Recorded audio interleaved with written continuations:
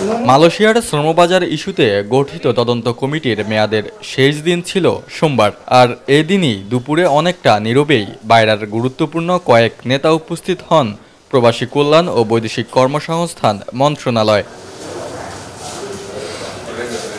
বাইরা সভাপতি আবুল বাশার, মহাসচিব আলী হায়দার চৌধুরী ও সাবেক মহাসচিব রুহুল আমিন স্বপন সহ ইসি কমিটির কয়েকজন সিনিয়র নেতা ছিলেন মন্ত্রণালয়। প্রায় ঘণ্টা দুয়েক দুই দফায় প্রতিমন্ত্রী শফিকুর রহমান চৌধুরীর দপ্তরে অবস্থান করেন তারা। ছিলেন মন্ত্রণালয়ের সচিব রুহুল আমিন সহ অন্য কয়েকজন কর্মকর্তাও। দীর্ঘ সময়ে এই মন্ত্রণালয় অবস্থান করলেও প্রতিমন্ত্রীর দপ্তর থেকে বের হয়ে বৈঠকের বিষয়ে তেমন কিছুই বলতে চাননি বাইরা নেতারা। সৌদি আরবের ইস্যুটা নিয়ে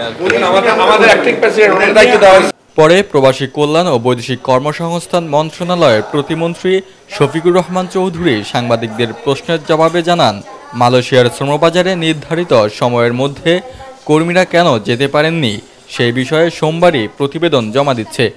রিপোর্ট তারা তৈরি করছে, আমার হাতে পৌঁছে নাই। আমার হাতে পৌঁছলে পরে এরপরে তদন্ত রিপোর্ট অনুযায়ী যারা দোষী হবে তাদের ব্যাপারে শাস্তিমূলক ব্যবস্থা। আপনি বলছেন যে আজকে যেহেতু দ্বিতীয় দফায় বাড়ানোর সময়ের শেষ দিন এবং আপনি বলছেন যে আজকেই হচ্ছে প্রতিবেদনটি জমা হবে, তাই তো? হ্যাঁ, আজকে জমা হবে। এ সময় বাইরা নেতাদের সঙ্গে বৈঠকের বিষয়ে প্রশ্ন করা হলে এড়িয়ে যান প্রতিমন্ত্রী শফিকুর রহমান চৌধুরী। না, এগুলো পরে আলাপ। এদিকে বিকালে বাইরা এক বিজ্ঞপ্তিতে জানিয়েছে, সৌদি আরবের একক ভিসার ক্ষেত্রে বাংলাদেশ দূতাবাসের সত্যায়নের যে বাধ্যবাধকতা আরোপ করা হয়েছিল তা তুলে নিয়েছে মন্ত্রণালয়।